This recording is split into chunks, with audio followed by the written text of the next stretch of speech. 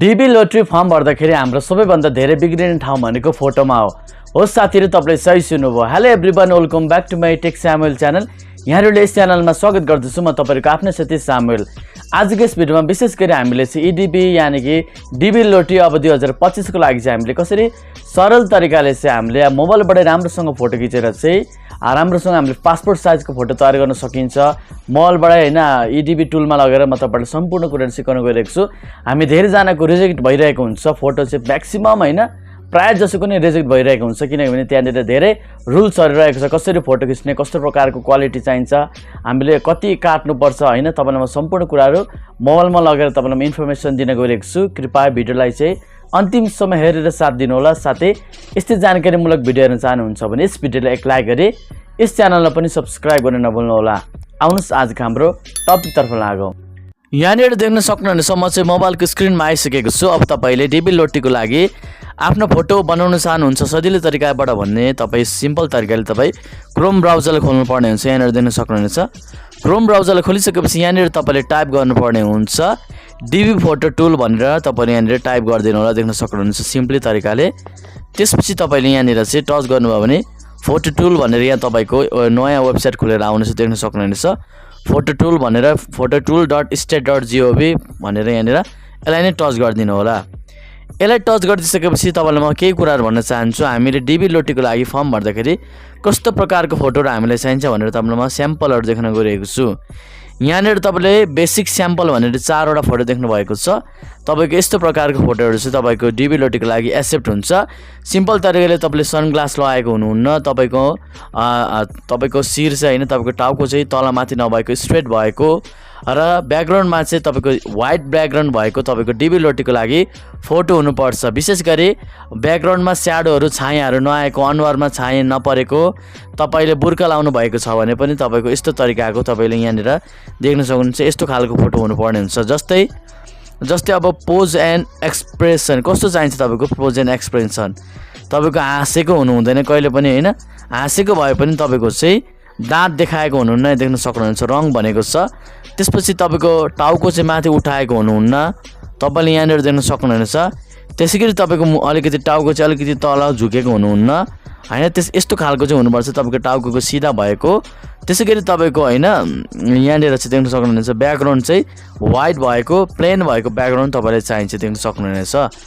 अब त्यसैगरी अब अनुहार पनि तपाईको एकदमै राम्रो स्मुथ चाहिन्छ। देख्न सक्नुहुनेछ एकदम क्लियर आएको भनौं न। त्यसपछि यहाँनिर ग्लासेसमा गयो भने यहाँनिर अब यो सबै फोटोहरु ठीक छ, सबै कुराहरु ठीक छ, तर यसमा नमिलेको भनेको चाहिँ ग्लास। तपाईसँग सनग्लास अथवा कुनै पनि तपाईको आई प्रब्लम भयो भने तपाईले चस्मा लाएर कहिले पनि डीबी लोटरीको लागि फोटो नखिच्नु होला। र यहाँनिर चाहिँ सुरुमा तपाईको पछाडी डार्क ब्ल्याक के भन्छ स्याडो आएको छ, यस्तो पनि तपाईको हुनु हुँदैन। देख्न सक्नुहुनेछ यहाँनिर यो सबै 4 वटा फोटो चाहिँ तपाईको बिग्रेको छ। अब तपाईको टोपी लाउन मिल्छ कि मिल्दैन, आफ्टर हेड्स हेयर।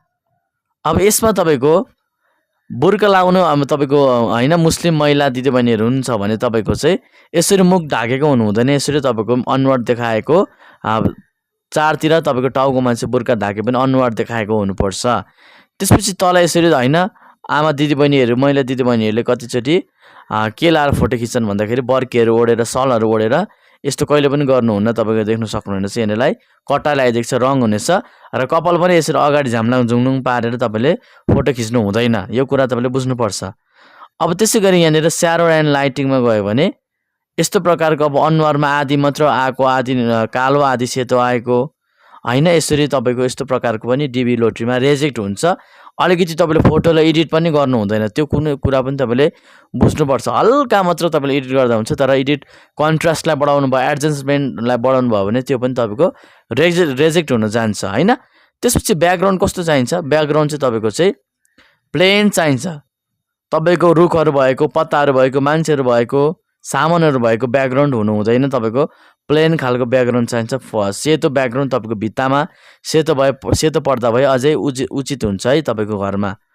अनि त्यसैगरी तपाईले यहाँनिर रिजोल्युसनमा जानुभयो भने क्वालिटीमा चाहिँ तपाईको क्वालिटी चाहिँ यस्तो प्रकारको हैन, यस्तो प्रकारको पनि तपाईको रिजेक्ट हुन्छ। देख्न सक्नुहुन्छ क्वालिटी चाहिँ अलिकति राम्रो खालको क्वालिटी आउनु पर्छ। अब बच्चाहरुको चिल्ड्रेनको कुरा गर्नु पर्दा यहाँनिर चिल्ड्रेनको खाना खाइरहेको यसरी हात माथि राखेको होइन, यस्तो तपाईँको चाहिँ यस्तो प्रकारको टाउको उता फर्काएर हेरेको पनि तपाईँको हुनु हुँदैन।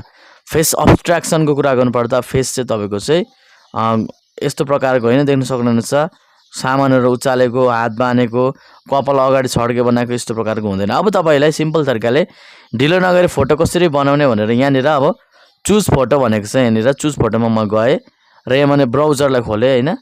त्यसपछि यहाँनिर चाहिँ भर्खर मैले फोटो खिचेर रेडी बनाएको छ, देख्न सक्नुहुनेछ यहाँनिर। अब यसलाई भइसकेपछि यहाँनिर तपाईँको चाहिँ क्रप म्यानुअलीमा जानुपर्ने हुन्छ। यहाँ तपाईँले देख्न सक्नुहुन्छ तलतिर क्रप म्यानुअलीमा गयो भने अब यहाँ तपाईँले के गर्नुपर्छ भन्दाखेरि चाहिँ यहाँनिर क्लोज ट्युटोरियलमा जानु होला। क्लोज ट्युटोरियलमा जानुभयो भने अब यो तपाईँको चाहिँ यो तपाईँको आँखा चाहिँ माथि यो रेड आँखालाई चाहिँ सारेर दुईवटा आँखामा तपाईँले हाल्नुपर्ने हुन्छ। जस्तै यहाँनिर ठिक्क पारेर हाल्नु होला होइन यसरी। अब अर्को आँखालाई पनि मैले हाल्छु, यसरी सारेर तपाईँले कम्प्लिट भयो भने अलिकति झन् सजिलो हुन्छ। यति गर्नुभयो भने तपाईँको यस्तो प्रकारले खुलेर आउँछ। अब तपाईँको अलिकति आँखाहरू मुखहरू काट्यो भने यसलाई आँखालाई अलि छड्के बनाउनु भयो भने तपाईँको अलि राम्रो हुन्छ, देख्न सक्नुहुनेछ। यसरी तपाईँले यति बनाइसकेपछि तपाईँको देख्न सक्नुहुनेछ डिबी लोटीको लागि भने चाहिँ फोटो चाहिँ रेडी भइसकेको छ।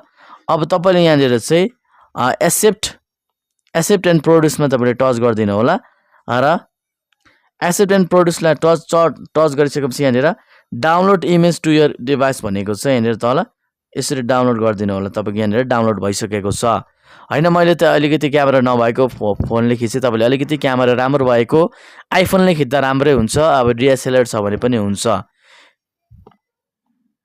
हजुरहरूलाई आजको यस भिडियो कस्तो लाग्यो त? मैले तपाईँलाई सम्पूर्ण इन्फर्मेसन भिडियोहरू दिइसकेको छु होइन। हामीले चाहिँ विशेष गरी व्हाइट ब्याकग्राउन्डमा चाहिँ सर्वप्रथम 1:1 को रेसियोमा तपाईँको मोबाइल राम्रो छ भने साथीहरूको मोबाइल मागेर होइन, अथवा क्यामेरा छ भने एकदम बेस्ट हो। तपाईँले 1:1 रेसियोमा तपाईँले आफ्नो छातीभन्दा तलको भागलाई देखाएर कान राम्रोसँग देखाएर चस्मा नलाइकन अलिकति मुन्टु सिधा बनाएर घोप्टो नभइकन आफ्नो टाउकोहरू चाहिँ तपाईँले खिच्नुपर्ने हुन्छ र तपाईँले चाहिँ एडिबी टुलमा लगेर त्यहाँ एडिट गर्न सक्नुहुनेछ। यदि भिडियो मन परेमा भिडियोलाई एक लाइक गरिदिनु होला। साथै यस्तै जानकारीमूलक भिडियो हेर्न चाहनुहुन्छ भने यस टेक सामुल च्यानललाई पनि सब्सक्राइब गरी छेउमा रहेको घन्टीलाई बजाएर अलमा सेलेक्ट गरिदिनु होला ताकि हामीबाट कुनै पनि भिडियोहरू नछुटोस्। धन्यवाद, बिदा पाऊँ।